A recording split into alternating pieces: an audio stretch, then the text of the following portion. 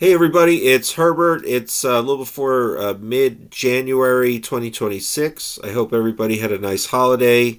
We just polished off the last of the holiday leftovers and goodies and stuff, so this was a good time to run out to the grocery store, do a haul, and make a video about how we're approaching, meaning me and my family, how we're approaching our nutrition this year.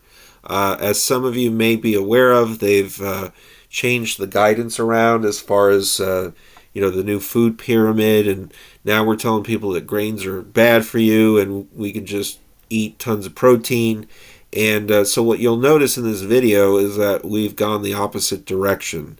And I'll get into a little bit about why that is. I'll share my own experience about how this helped me get down to my leanest, being over 100 pounds lighter than my heaviest. So let's get into it. So what you'll notice with the diet is that there's a lot of starch, there's a lot of grains there. And I used to be a low carb dieter. I did keto, I did Atkins, I did carnivore. I would get a lot of good short term results. I would hit a plateau sooner than I liked. And then I found that the diet became less and less effective. It had a yo yo effect. I could sniff a potato and gain 5 pounds. When I was on the low carb diets, I would have all sorts of cramping issues, regardless of how much magnesium and salt I was eating. And when I was on the carnivore, I lost a lot of weight, but I lost a lot of muscle, and I started to have issues with where I was sweating ammonia. It smelled like Windex, which is not a good sign.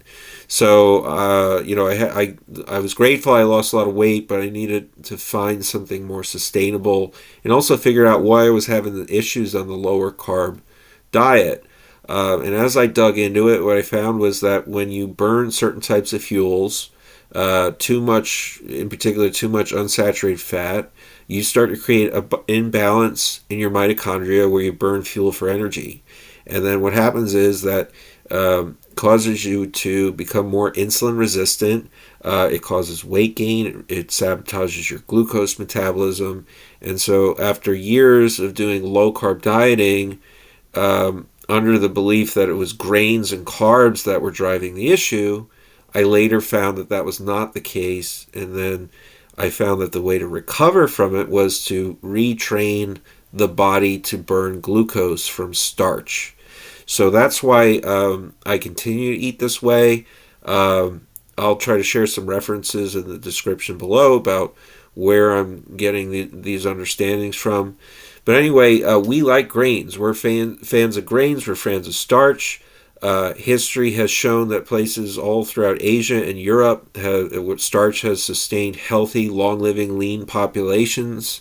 And so to suddenly demonize starch just because people are misusing it, they're adding seed oils to it, and they're probably growing it in the less than ideal manner, right? We can address those issues separately, but to simply demonize starch and grains just seems quite silly to me. They never used to make people overweight. Why are we questioning things that have been in the diet for a long time instead of the things that haven't been in the diet for a long time? And then further, as far as that new food pyramid goes, there's scientific research showing that if somebody is already dysregulated, they already have this mitochondrial issue where there's an imbalance and they're dealing with insulin resistance and obesity. Adding extra protein to the equation actually sabotages them. It makes it worse.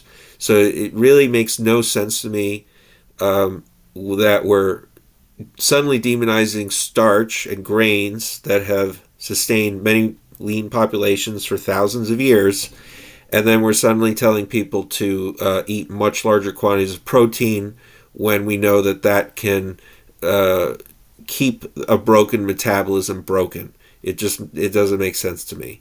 I fixed myself by doing the opposite. I got the leanest I've ever been by doing the opposite. Even now, eating more protein, I process the protein more efficiently because I went through a protein restriction protocol that was mostly starch, and it repaired my ability to burn protein so it wasn't detrimental. So we're just going the complete opposite direction of what this new food pyramid is showing. So there's lots of grain-based starches here. There's cornstarch noodles. My wife's Filipino, so we like to make Filipino pancit. There's clear noodles, which is a sweet potato vermicelli. We get those from the Asian market that's by us. There's pasta in the back. There's jasmine rice. There's low-fat, low-sugar cereal. There's potatoes. There's low-fat crackers. So we love carbs. Carbs are fun. They taste good. They're satisfying. And that's what most of our diet is based on. It's based on starch, which turns into glucose, which the body burns more efficiently than pretty much any other fuel source. As you can see, there is protein there, but most of the protein is low or non-fat. There's that big piece of steak there. We'll throw that in periodically because beef has a lot of nutritional benefits, and you do need some fat in your diet.